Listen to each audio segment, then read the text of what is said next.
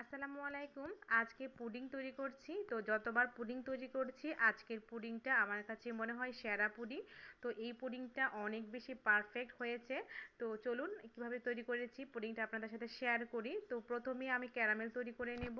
তো আমি অনেকবার পুডিং তৈরি করেছি কিন্তু ক্যারামেলটা আমি সঠিকভাবে তৈরি করতে পারিনি। তো আজকের ক্যারামেলটা অনেক সঠিক হয়েছে। তো আমি এখানে 2 চামচ চিনি আর অল্প একটু পানি দিয়ে নিয়েছি। তো এই পাত্রের মধ্যে আমি পুডিংটা সেট করব, যার জন্য এটার মধ্যে আমি ক্যারামেলটা তৈরি করে নিয়েছি। তো ক্যারামেল তৈরি করার জন্য চুলার জাল কিন্তু একদম লোতে রেখেছি, তা না হলে ক্যারামেলটা পুড়ে যাবে আর সুন্দর কালার আসবে না। তো আস্তে আস্তে দেখা যাবে ক্যারামেলটা কিন্তু একদম রেডি হয়ে গেছে, খুব সুন্দর একটা কালার এসেছে। তো এইভাবে ঘুরিয়ে চারপাশে নিয়ে নিচ্ছি ক্যারামেলটা। এখন ক্যারামেলটা সেট করার জন্য রেখে দিচ্ছি। এরপরে আমি পুডিং তৈরি করার জন্য এখানে 4টা ডিম ফেটিয়ে নিচ্ছি। তো আমি এখানে আজকে 4টা ডিম দিয়ে পুডিং বানাবো। চাইলে আপনার ডিমের পরিমাণ আরো বাড়িয়েও নিতে পারেন। এখন একটা কাঁটা চামচের সাহায্যে ডিমগুলোকে খুব ভালো করে ফেটিয়ে নিচ্ছি। তো আমি কাঁটা চামচের সাহায্যে ফেটিয়ে নিচ্ছি, আপনারা চাইলে একটা হ্যান্ড উইচ দিয়েও ফেটিয়ে নিতে পারেন। তো ডিমগুলো যখন খুব ভালো করে ফেটিয়ে নেওয়া হয়ে যাবে তো এখানে আমি স্বাদ মতো চিনি দিয়ে নেব। তো আমি এখানে 3 চামচের মতো চিনি দিয়ে নিচ্ছি। তো আপনারা যারা পুডিংয়ে মিষ্টিটা বেশি পছন্দ করেন তারা কিন্তু আর একটু বাড়িয়েও দিতে পারেন। এরপর ডিমের সঙ্গে চিনিটাকে খুব ভালো করে মিশিয়ে নিচ্ছি। এখন ডিমের মিশ্রণের মধ্যে আমি দুধ দিয়ে নিলাম। তো এই দুধটাকে আমি আগে থেকে জাল করে নিয়েছি। তো দুধটা হালকা গরম আছে। তো এখন খুব ভালো করে ডিম, দুধ, চিনি এগুলো মিশিয়ে নিচ্ছি। এরপর ডিম আর দুধের মিশ্রণটা আমি 2-3 বারের মতো ছেঁকে নেব একটা ছাঁকনি দিয়ে। তো 2-3 বার ছাঁকলে খুব ভালো হয়, যখন পুডিংটা বানাবো তখন কিন্তু ভাঙা ভাঙা হবে না, একদম মসৃণ একটা পুডিং তৈরি হবে। তো আমি 2 বার ছেঁকে নিয়েছি।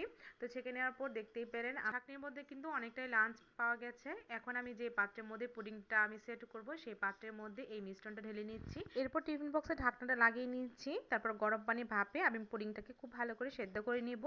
এখন চুলার মধ্যে একটা পাতিল বসিয়ে বেশ কিছুটা পানি আমি গরম করে নিয়েছি আর একটা স্ট্যান্ড বসিয়ে দিলাম মাঝখানে। তারপরে পুডিংয়ের পাত্রটা দিয়ে নিলাম। এরপর ঢাকনা দিয়ে ঢেকে আমি প্রায় আধা ঘন্টার মধ্যে অপেক্ষা করছি। ফিরছি আধা ঘন্টা পর। আধা ঘন্টা পর কিন্তু পুডিংটা আমার খুব সুন্দরভাবে পানির ভাপে আমি সেদ্ধ করে নিয়েছি। এই মুহূর্তে আমার পুডিংয়ের যে বক্সটা সেটা কিন্তু অনেক গরম। আমি ঠান্ডা করে আপনাদের দেখাচ্ছি পুডিংটা কত সুন্দরভাবে কুক হয়েছে ভিতরে। তো আমি এই ঠান্ডা করে নিয়েছি। এরপর ঢাকনাটা উঠিয়ে দিয়েছি। খুব সুন্দরভাবে কিন্তু পুডিংটা আমার জমাট বেঁধে গেছে। এখন একটা প্লেটের মধ্যে আমি ঢেলে নিচ্ছি।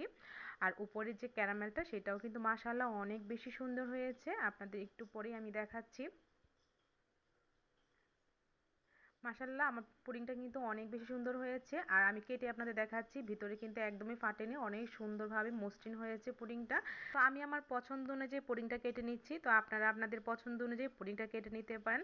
আর উপরে যে ক্যারামেলটা সেটা কিন্তু মাশাআল্লাহ অনেক বেশি সুন্দর হয়েছে। আর পুডিংটা খেতে কিন্তু মাশাআল্লাহ অনেক বেশি মজা হয়েছিল। তো আমি এর আগে যতবার পুডিং বানিয়েছি অত সুন্দর কিন্তু একবারও পুডিং হয়নি। মাশাআল্লাহ এই পুডিংটা আমার অনেক বেশি সুন্দর হয়েছে।